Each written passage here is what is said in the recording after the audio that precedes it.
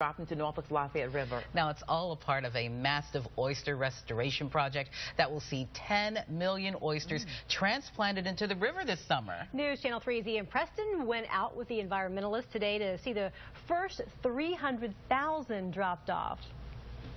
Hundreds of thousands of oysters splashing into their new home in the Lafayette River.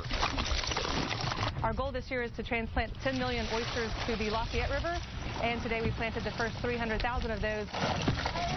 Microscopic oysters that will hopefully grow, reproduce, and return the Lafayette to the days when it was an oyster hotspot. Overharvesting, taking out too many oysters before they could spawn, that coupled with a couple of oyster diseases that came about made it very challenging to go about restoring a resource that was only a fraction of what it was historically.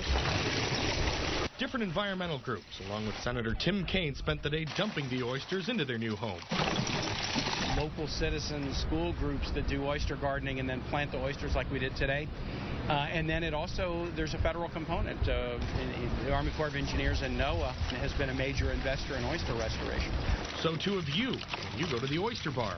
Many of these oyster shells that you see being dumped into the river have actually been recycled from local restaurants. They're basically going to serve as incubators for the baby oysters, which, if you look closely enough, you can see these little discolored dots. Those are actually the baby oysters. And in about 3 years, they'll be big enough to fill this entire oyster shell. When we come out and sample in a couple months, most of those oysters will be probably an inch and a half long. Hopefully all of these oysters will help clean up the Lafayette. An adult oyster can filter up to 50 gallons of water a year, so when we're talking about putting out millions of oysters, that's potentially a lot of water that can be filtered and cleaned by those animals. They're as tasty as they are important. And hopefully with a few 100,000 more friends, these oysters will once again make the Lafayette River Oyster Central. In Norfolk, Ian Preston, News Channel 3.